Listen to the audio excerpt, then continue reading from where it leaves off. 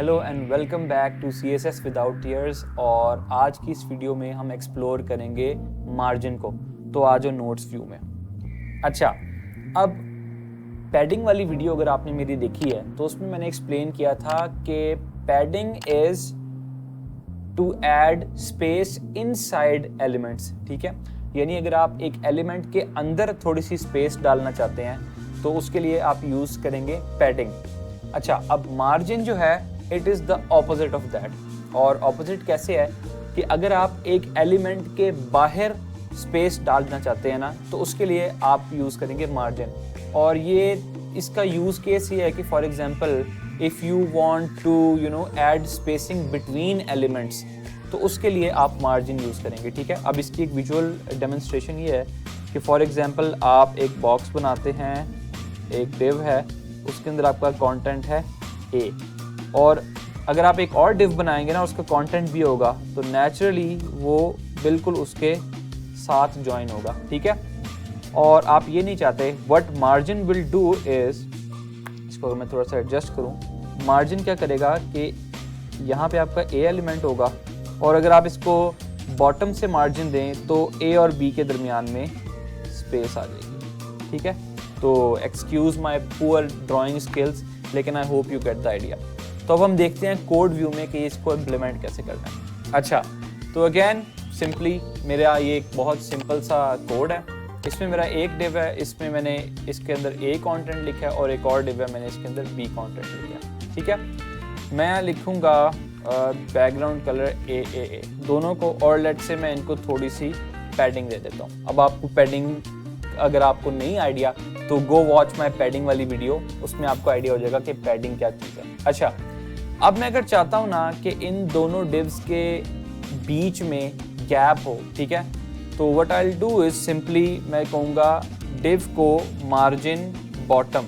ठीक है, और मैं लेट्स से वैल्यू देता हूँ 30 पिक्सल्स की। तो सिंपली स्पीकिंग आपने देखा कि ये दोनों डिव्स जो है ना इनके बीच में 30 पिक्सल्स का गैप आ गया।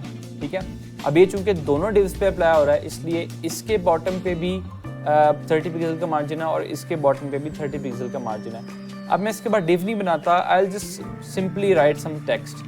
ठीक है, तो आपने देखा ये जो टेक्स्ट है ना ये कुछ गैप के बाद आया। अगर मैं इस मार्जिन को रिमूव कर दूं तो देखें बिल्कुल जुड़ता हुआ आता।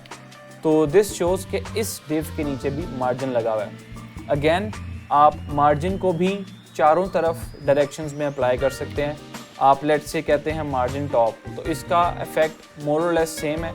इन दो में एविडेंट है, इसमें नहीं है क्योंकि इसके बॉटम पे मार्जिन नहीं है, इसके टॉप पे मार्जिन है। अगर आप कहते हैं आपने राइट पे मार्जिन देना है तो आप नोटिस करें इसके राइट साइड पे स्पेस आ गई है। अगर आपने लेफ्ट पे मार्जिन देना तो लेफ्ट साइड पे स्पेस आ गई है। ठीक है, तो हम इसको मार्जिन बॉटम पे खत्म करते हैं। अच्छा, अब एक और इसका बड़ा यूज केस जो बड़ा पॉपुलर है, that is used for centring a div. ठीक है, अच्छा फॉर एग्जांपल आप एक डिव बनाते हैं, लेट्स से मैं यहाँ पे एक डिव बनाता हूँ, उसको मैं क्लास देता हूँ बॉक्स की। ठीक है, और उसके अंदर मैं लिखूंगा आई एम अ बॉक्स। ठीक है, अब ये जो बॉक्स वाला डिव है ना इसकी मैं पैडिंग 0 कर देता हूँ क्योंकि बाकी को पैडिंग मिली हुई है।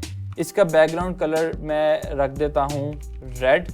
ठीक है, और इसको मैं विड्थ दे देता हूँ 250 पिक्सल्स। ठीक है, अच्छा अब हम चाहते हैं कि हम इस डिव को जो है ना वो पेज के सेंटर में कर दें। अभी तो ये लेफ्ट अलाइंड है ना, ठीक है, तो उसके लिए we will use the property of margin, और मार्जिन की हम वैल्यू रखेंगे ऑटो।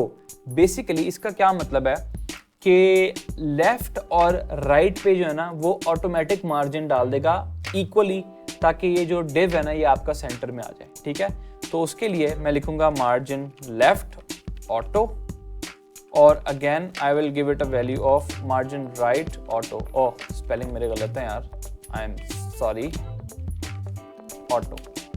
तो ये आपने देखा कि हमारे जो डिव है ना ये लेफ्ट और राइट से इसको ऑटो यानी इक्वल मार्जिन लग गया और ये सेंटर में आ गया।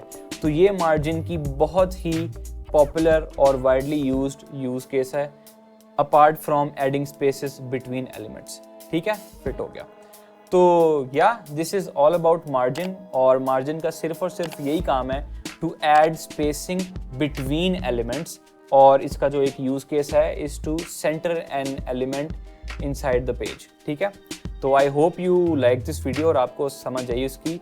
और अगर आपने अभी तक सब्सक्राइब नहीं किया तो ये लें टिकर, ये आपको मैं दोबारा इसलिए दिखा रहा हूँ, इट्स अ कांस्टेंट रिमाइंडर कि प्लीज़ सब्सक्राइब, क्योंकि सब्सक्रिप्शन से मुझे सपोर्ट मिलती है, मुझे मोटिवेशन मिलती है and I get motivated to make more videos for you guys.